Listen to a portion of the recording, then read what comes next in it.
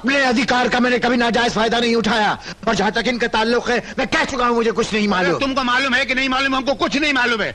हम खाली इतना जानते हैं कि तुम कसूरवार हो और कसूरवार को अपने किए की सजा मिल के रहेगी। तुमने इतनी चालाकी से छाप मारा कि लाठी निकालने की जरूरत नहीं पड़ी। अरे तुम जैसे मनमानी करने वाले ऑफिसर तो देश के माथे पर कलंक है। वो कितना शरीफ और महान इंसान है तुमको मालूम है? तुम ऐसे शरीफ इंसान का घर गिरा दिया, वो भी अपने बेटे के हाथों। मेरे बेटे का नाम न लो, ये सब बात गलत। क्या गलत है? तुम हिया का दलील पेश कर रहे हो। जाके अपने बेटे से पूछो, जाओ पूछो, हिम्मत है? खड़े खड़े हिया दलील पेश करता है। अरे हमको भी मालूम है तुम जैसे आदमी का घर कैसे बर्बाद किया जाता है। जाओ।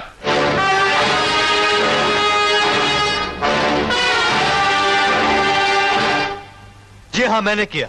आप ही ने तो कहा था डैडी कि सच्चाई और इंसाफ के बीच एक सीधी बाल सी भी बारीक लकीर है। जब मैंने देखा कि वो बेईमान लोग एक गलत मकसद के लिए उस लकीर को पार कर रहे हैं, तो तंग आकर मैंने भी उस लकीर को पार किया। लेकिन उस लकीर को पार करने की जरूरत? अगर मैं वो लकीर पार नहीं करता डैडी, तो आप उस पाप के घर को गिरा सकते थे। उस बिल्डिंग को गिराना क्या इंसाफ नहीं है? अगर आपका कानून इंसाफ के रास्ते रोकने की कोशिश करता है, तो फिर क्या जरूरत है ऐसे कानून की? जिस मकसद को मैं इंसाफ मानता हूं डैडी, मैंने उसी को जीत दिलाई है। तुम्हारी ये जीत मेरे लिए एक शर्मनाक हार साबित हुई रवि। एक जलील और नीच आदमी के सामने मुझे अपने उठे हुए सर को झुकाना पड़ा। अपनी जहरीली जबान से मुझ पर वो अंगारे बरसाता रहा और मैं खामोश खड़ा सुनता रहा। मुझ पर इल्जाम है कि तुमने कन्हैया लाल का अगवा जो किया, उसको औरतों के कपड़े पहनाकर तुमने जो जलील किया, उसके स्टे ऑर्डर को जो तुमने फाड़ा, वो मेरी मर्जी से किया सब। एक डिस्ट्रिक्ट कलेक्टर की हैसियत से वो मुझे तुम्हारे इस जुर्म में बराबर का शरीक समझते हैं। अगर वो मुझ पर इल्जाम लगा रहे हैं डैडी, तो उनसे कह दीजिए कि वो साबित कर दे कि मैंने कोई गैर कानूनी काम किया है। कोई जरूरी नहीं है। एक कलेक्टर की हैसियत से मैं खुद तुम्हें मुजरिम करार दे सकता हूं। तुम्हारा मकसद चाहे कितना अच्छा क्यों ना हो, तुम्हारा तरीकाकार बिल्कुल गलत है। तुमने कन्हैया लाल का एयरपोर्ट से अगवा नहीं किया? जी नहीं, वो मैं नहीं था। तुमने कोर्ट का स्टे ऑर्डर उससे छीन कर फाड़ नहीं दिया? जी नहीं, मैंने नहीं फाड़ा। रवि, तुमने कब्जा कन्हैया लाल को जबरदस्ती औरतों के कपड़े पहनाए, उसको साड़ी पहनाई, उसके हाथों में तुमने चूड़ियां पहनाई, उसको जलील नहीं किया तुमने? जी नहीं डैडी, वो मैं नहीं था। समझ गया मैं। खूब चालाक हो गए हो तुम रवि। लेकिन ये खेल जो तुम मेरे साथ खेल रहे हो, ये हजारों साल पुराना खेल है, और इस खेल में एक से एक चालाक और खतरनाक आदमी भरे पड़े हैं इस दुनिया में, जो खेल खेल में सामने वाले की जान तक निकाल लेते हैं, लेकिन आखिरकार खुद अपने ही जाल में उलझकर खत्म हो जाते हैं। वो मेरी चेतावनी है बेटे, तुम इस खेल से दूर रहो। इस पाप सागर में भला के शातिर और ज़हीन इंसान ही बच सकते हैं। वो होते बहुत कम है, जैसे कि बेकरार समंदर में नमक। नमक जो पानी को खारा तो कर देता है, लेकिन खुद अपना वजूद खो देता है, उसका नामो निशान तक मिट जाता है। इसलिए रवि, मेरी बात सुनो। जिंदगी का रास्ता चाहे कितना ही दुश्वार सही, कठिन सही, मंजिल दूर सही, लेकिन नेक इंसान जो है वो सीधी राह चलेगा, क्योंकि यही है इंसानियत का सिद्धांत।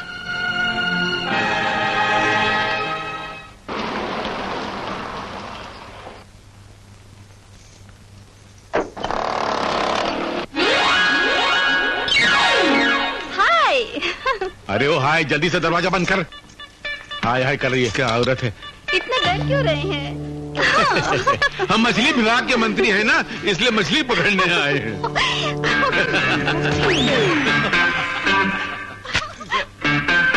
ये क्या है? लगता है को फोटो उतार लिया।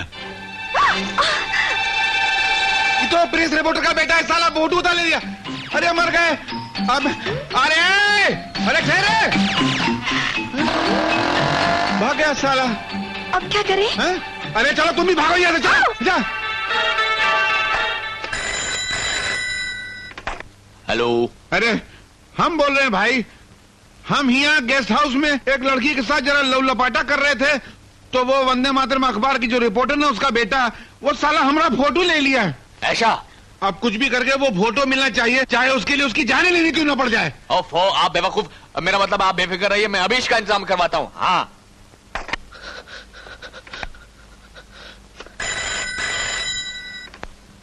हेलो हेलो रवि, मैं सत्यन बोल रहा हूँ। मैंने उस मंत्री भूषण नाथ की एक लड़की के साथ अय्याशी करते हुए तस्वीरें उतार ली हैं। उसके आदमी किसी भी वक्त यहाँ आ सकते हैं, तू फौरन यहाँ आ जा। मैं अभी आता हूँ सत्यन।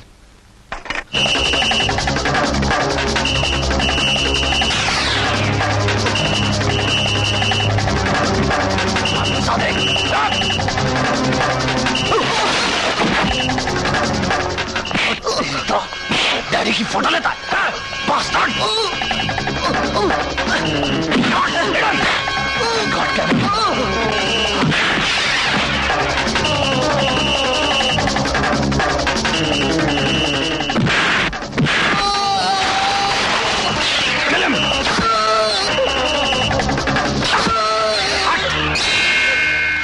सत्यन, सत्यन, सत्यन, सत्यन,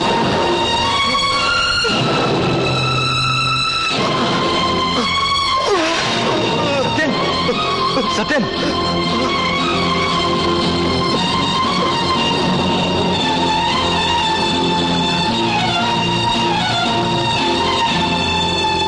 यस डॉक्टर, खून बहुत बह गया है। ब्लड बैंक जाकर इस ग्रुप का खून फौरन लेके आओ। इंसाफ के खिलाफ बगावत का ऐलान करते हो। जिस कानून और इंसाफ की रक्षा करना मेरा अखलाकी फर्ज है। अगर तुम्हारा यही फैसला है रवि, तो मेरा ख्याल है कि बाप बेटे की हैसियत से हम एक घर की छत के नीचे नहीं रह सकते।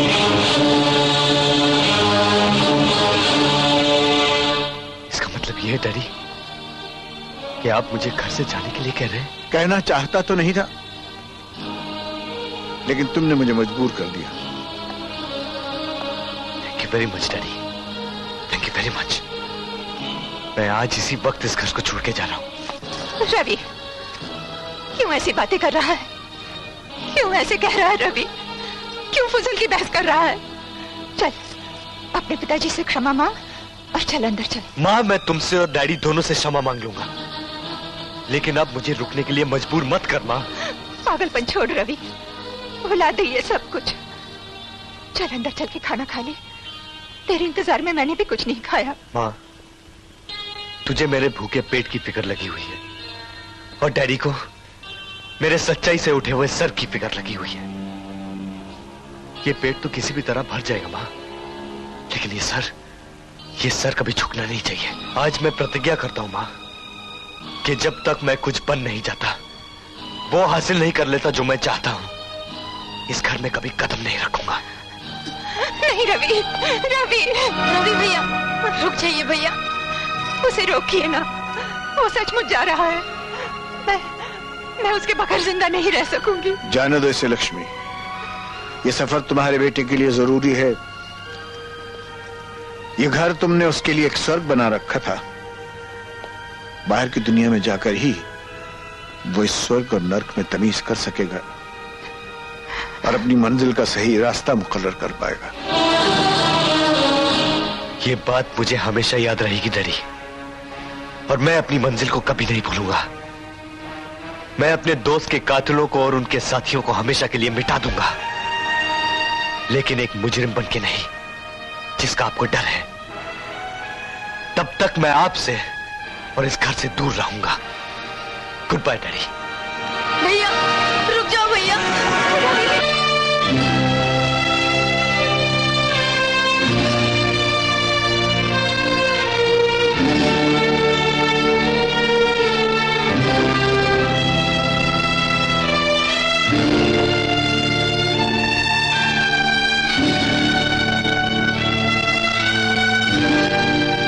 सत्यन मर्डर केस की इंक्वायरी शुरू हो गई है। कलेक्टर हाथ धोकर पीछे पड़ गया है। मुझे तो बड़ा डर लग रहा है मंत्री जी। अरे डॉक्टर, अगर तुम इतने बुजदिल थे तो हाथ में छुरी लेकर लोगों का ऑपरेशन कैसे कर लेते हो? देखो, हम इस शराब की कसम खाए के कहते हैं, इस मुर्गी की टांग की कसम खाए के कहते हैं, और इस आदमी बटली शराब की कसम खाए के कहते हैं कि तोरी जान को कोनो खतरा नहीं, और खतरा होगा तो मैं कब्जा को फंसाई देंगे। एक बात बोलूं डॉक्टर, हमने लाखों रुपया इस इलेक्शन में खर्च करके इस साले नालायक भूषणनाथ बड़बोले को इसलिए अरे तोरी तो साला कौन भूषणनाथ बड़बोले बे? ये बाटली मार के तोरे टकलवा का ऑपरेशन कर देंगे। 1000 मरतबा का हमारा नाम धर्मेंद्र है। ठीक है, ठीक है, बैठ जाओ, बैठ जाओ। ख्याल रहे। तो हमने इस दुर्योधन को, मेरा मतलब है इस धर्मेंद्र को इसलिए मंत्री नहीं बनाया था कि ये कठपुतली बनकर उस कलेक्टर के आगे पीछे नाचता रहे, बल्कि उसको नचाता रहे इसलिए मंत्री बनाया था। इसलिए तुम चिंता मत करो। इसी उम्मीद पर तो मैंने इस केस में आपका इतना साथ दिया है। अगर मंत्री जी थोड़ी सी दया करें तो मेरा एक बहुत बड़ा काम हो जाए। हाँ हाँ, फरियाद करो, मांगो। क्या मांगते हो? ज्यादा कुछ नहीं मंत्री जी, मेरी बेटी ने इंटर पास कर लिया है और वो डॉक्टर बनना चाहती है।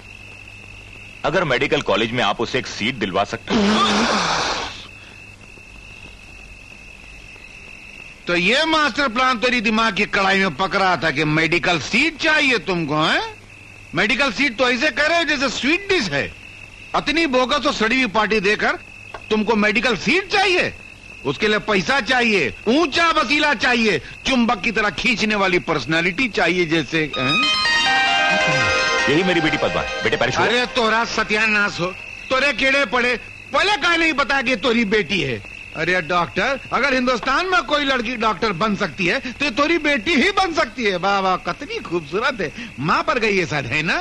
वाह वाह, तभी इतनी गोल मटोल है, खूबसूरत है, नाजुक नाजुक हाथ। इनसे जब ये ऑपरेशन करेगी और गलती से किसी का गला भी काट देगी तो दुख नहीं होगा, बल्कि बड़बड़ाई की खुशी होगी।